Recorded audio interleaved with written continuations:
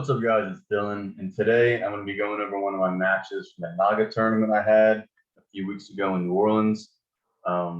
Really, this video is just for anyone that's not too familiar with jiu-jitsu that wants to learn a little bit more about it.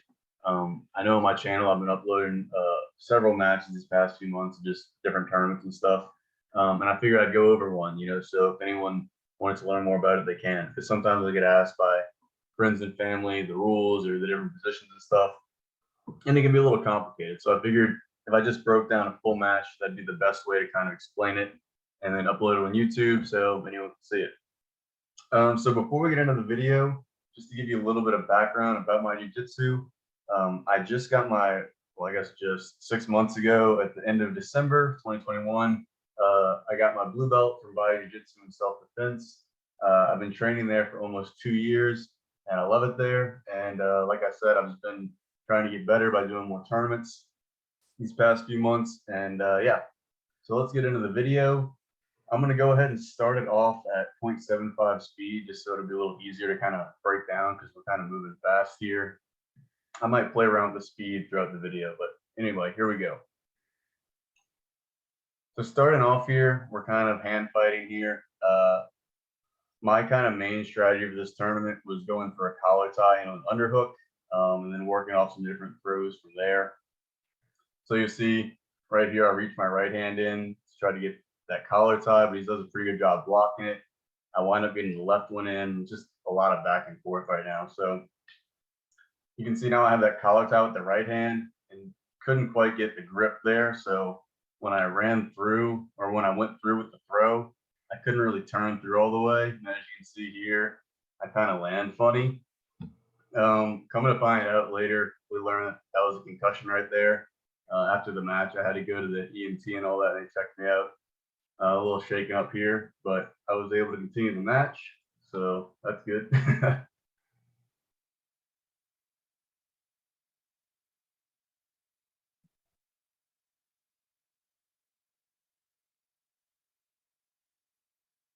So again, you can see he's got a collar tie there. He's got two actually. And we're just kind of just fighting for some different positions here for a takedown.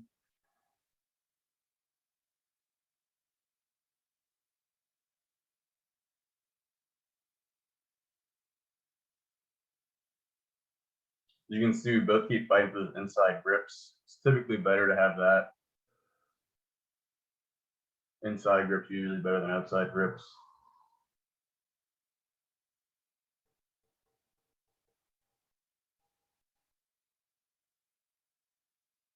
Kind of shot for a double, but he did a pretty good job stuffing it there. I'm trying to sprawl out here, but he does a good job of driving through and finishing. I immediately try to kind of retain some type of guard actually, but wind up trying to attempt a triangle choke. I'm not the best working off my back. This is definitely probably one of my weaker positions. So I'm kind of just playing around with it here, making sure he's not advancing past my guard, which is like getting past my legs. So I'm pretty safe right here. If anything, I'm more close to getting a submission on him than he is on me, even though he's on top of me. Like I said, not the best at triangle chokes off the back. Really what I need to do is get this leg under here and then get that on top.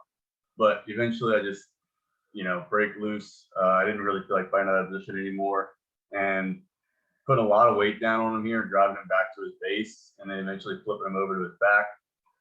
From here, I got the cross face grip right there and an underhook on him. And from here, I'm just trying to apply as much pressure as possible while advancing past. So I just went from his guard, passing his guard into a full mount now. I'm using my legs here. You can see to kind of stay tight on him. And as he bridged up like that, I kind of rode to his back. I'm using these feet here to make sure he can't like flip me off him or anything. I have a seatbelt grip, which would be one over the shoulder and one under. This is pretty strong just for maintaining control.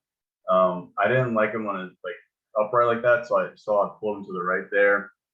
Again, keeping these grips really tight so he can't get out. And I'm threatening a rear naked choke right here. So basically, as long as you have your legs in here and a seatbelt on him, he's gonna have a really hard time getting me off his back. And at this point, I have 2 points for a takedown, 4 for passing guard, and 4 for getting his back, I believe. And I'm just, again, applying as much pressure as possible. while still going for the choke.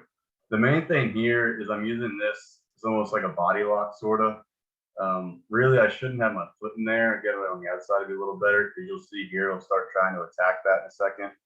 So I'd want to get that leg on the outside ideally.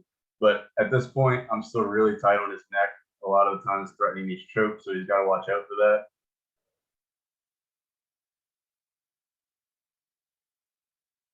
He's doing a pretty good job making sure I can't finish the choke.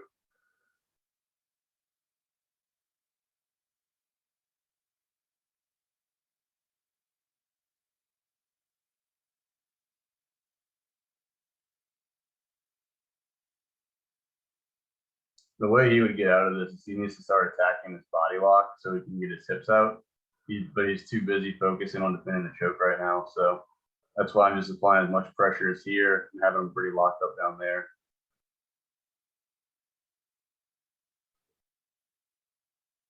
Now I've gone back to kind of more traditional back control without the body lock. This would just be having both your hooks in, kind of going back and forth between just body locks and regular back control.